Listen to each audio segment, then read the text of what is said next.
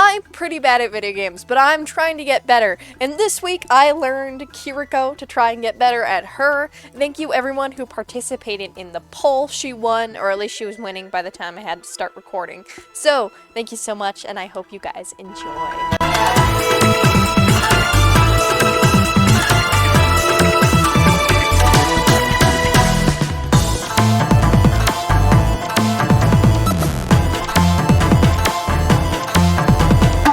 Day one was a little chaotic. I feel like playing Kiriko feels so much more fast-paced, and there's so much you gotta pay attention to and stuff, like more than other folks. But I really did try to like keep a balance between getting kills when it was needed and trying to heal when it was needed, teleporting to my teammates. And then like I just kept forgetting that there were things like halfway through the first match I was like, oh yeah, Suzu, I should maybe use that.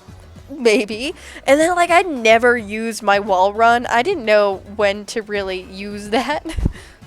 I really was just trying to like, you know, throw my kunai at like a head-ish height and like heal my folks and try to keep that all together. So like overall it is kind of a simple playstyle of just like heal, heal, heal, kunai, kunai, kunai. But it was still just so like much at first, but she's really fun.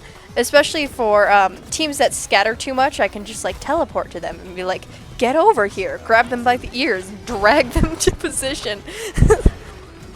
So yeah, day one was a little messy and all over the place, but I was just like getting my bearings, figuring it out. And I really like Kiriko. Just like little, maybe spoiler, like outside of playing, she's become a part of my regular rotation. Like I love her so much. I think from the beginning I had a pretty good understanding of how to use Kitsune Rush. Like this one I would have maybe done a little different, but it works, you know. It's just like getting that speed in near the enemy and then also just like a road into the point. Of course not perfect, especially like this early on, but I do think that it's not too hard to figure out how to use the Kitsune Rush. Near the end, I did start to get a little bit of a handle on how to use Suzu. Like, if I saw my tank in the middle of, like, a fight, I would try to Suzu them real quick to just hopefully earn them a few more seconds. I do think I got better at the Suzus near the end and pulled some fun clutches, but near the beginning, I think it was suitable enough of just, like, I understood burst of healing and a little bit of immortality, and just to, like, use that when needed. You can also see, this is when the new hero Venture was being done. Venture was probably the bane of my existence during this because they can just like rush you. They were terrifying, but I do really like that hero. Bit of an off-topic thing, but I love Venture. Day one, first match, I was dropped into one of those losing battles where someone rage quit, and I felt the pressure to really be like, okay, it's time to heal, and that felt appreciated. It felt nice that the Venture kept thanking me. I don't know. If thanking supports is such a sweet thing. I joined at like a couple seconds remaining though, so no saving or carrying, but it was nice to try and help a little bit. I was already starting to feel a lot better about this though. Like whenever I'm starting a new hero, I often have to like feel like I have to apologize for my existence, and at the beginning of every round be like, I'm so sorry, I'm learning, I'm gonna be bad. But Kiriko, I didn't feel the need to clarify that at all. It never became a problem. There was no one being like, Kiriko, what are you doing? Are you stupid? Or is this your first time? Like most heroes, she just felt kind of natural to play. I think it's just because I play a lot of support, and she's pretty typical for support of just like, she's got some healing shit, she's got some damage shit. Yeah, I was really trying to like figure out what her range is, make sure I kept, you know, the support alive and stuff. I really like her, because one problem I had with Zenyatta last week was chasing my teammates around. But this one, it's like, okay, teammate disappeared, I can find them, I can just teleport to them. And it's so nice to have those mobility options and be able to like just quickly heal my teammates. I did mess up this Kitsune Rush because I thought there was a bunch of enemies, and then I realized they were all dead by the time I threw it down. So that like by the tail end of it, some people showed up, but we didn't really get to fully utilize the Kitsune Rush. But you know, I tried, and I learned from that. I only did that one other time, so. I did miss my Suzus a lot. Like, I would toss them out and just completely miss. I did later learn to, like, toss it at their feet and like if they're moving, toss it in the direction that they're moving, or just get it close enough. Cause yeah, I often completely missed my Suzus and would just be useless for a little while. But I learned, and it was the thought that counted. I did want to highlight one Kitsune rush that I did, where like I made sure that we got on the point right at the beginning, and then we were able to hold it. So that was a good feeling. And then I did another one while we were on the point, and I did it towards the dudes like attacking us where they were mostly doing it. We were able to get them off real fast. That was a good feeling. That was fun. I was actually like really proud of this round because I charged up several Kitsune rushes and was able to like effectively use them to, you know, just get up some speed and get people off the point and stuff. And keep people. I think Kitsune rush heals. I should probably know that. Day 3 started out pretty rough with a round where I just like couldn't stay alive or be useful at all, and it was a little painful. Next round I did pick it up though. I was getting in there trying to get kills, get heals. It was very fun. Also was dropped into a like game that was already going, but I don't know if the person rage quit because it was going fine.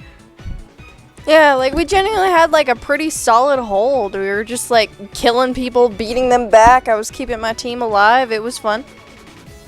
I got a good rush in too, though it's not too hard on this map. Still, it was a good one. So yeah, first win of day 3. I was feeling good. Last round of that day also felt really nice. I was just like, I don't know, I just keeping consistent with healing, making sure I use my Suzus when like someone was in the fray of things to keep them alive a little longer, and just really getting a handle on how to use the character and getting kills. And we also won this one, so yeah, I think I did pretty good on day 3. Day 4 was April Fool's, which thanks Overwatch for exposing how close I cut these and how poorly I managed my time. This was like genuinely a pretty good day. Everyone was being so nice. There was so much fun and whimsy, and like we were talking with the enemy team about how silly the ult lines and stuff were. It was just a good time. I think we need googly eyes more often. I do think I was getting better at like shadow stepping and knowing where my team was so I could, you know, get out of trouble or get up into there to help them out. I also discovered I could like Suzu myself. I tried not to abuse that. I tried to use it, you know, more selflessly. But it was really useful to just every once in a while be like, okay, I need to stay in the fight so I can heal my team. Suzu! I also, in a panic, discovered that the Suzu can negate D.Va's ult if you time it perfectly. I did try to like do it again later, like on my other teammates, and the immortality frames needed are like a little too short, so it does take practice. But I do want to learn how to time that while throwing it at like my tank, because I didn't survive long being the only one alive, you know. But learning how to throw that at my tank or my DPSs, that could really save some games. Day 5 was so rough. Like, we already started out by being dropped into a losing game again. I don't know why that's always my first game. And then I was just, like, so off my game. I don't know, like, my heals were low, and, like, I just couldn't get kills or anything, and I just couldn't stay alive, and it was really frustrating. I ended up recording twice as long as I did most days, just to see if I could like fix it, you know, because this is the last day. I don't know if it was just because I was exhausted that day. Like this whole week I was honestly like weirdly tired, but I don't know, I was just so off my game. I think I was focusing too much on trying to get kills rather than heals, but even so, like when I later shifted my focus to healing, I just wasn't getting the kills I usually was, or like I was getting higher heals at least. I don't know, this was just a really weird day. We did like finally get a victory, but I think that was less so like me doing it, more so being carried by my team.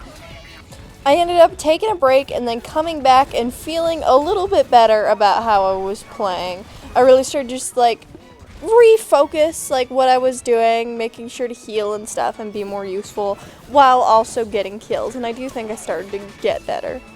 It still wasn't amazing. I still don't believe I did better than previous days, but I was still like, my healing was back up over, you know, at least 2,000 and up to like, you know, the 5,000s and 7,000s, which is nice. There was this one game where Reaper was just hyper-focusing me in the back line, and there was just that DPS just ran past, and it was just like, okay. I'm like, I need to be protected to help you. Like, I guess maybe they couldn't have noticed, but at the time, it felt like they just ran past and were like, okay, you deal with it. I did eventually start to feel better about, like, my gameplay. During the round that you're seeing now, I actually started, like, healing pretty good and getting kills and, like, being useful and protecting my teammates and stuff. We were losing at first, but I got in a pretty good Kitsune rush, and we were able to hold from there. So that, I was pretty proud of that, and we ended up winning. One nice thing about Kiriko is, like, being able to protect and, like, kill. Like, seeing my Mei repeatedly tag a Sombra behind us and, like, seeing their health go down and being able to teleport and kill the Sombra to get them off. So yeah, that was my last round, but I think I felt pretty good at this one. I think Kiriko will be part of my, like, main rotation, and I will try to keep getting better at her. But I do think, like, she's sufficient enough. Like, I'm not terrible. I even took her into some competitive games, and I wasn't, like, being absolutely destroyed. So I think I'm alright with Kiriko. Thank y'all so much for watching. Someone specifically requested Tracer, so I'm doing her next. And please enjoy, like, subscribe, let me know what you think. I always enjoy your guys' tips and tricks.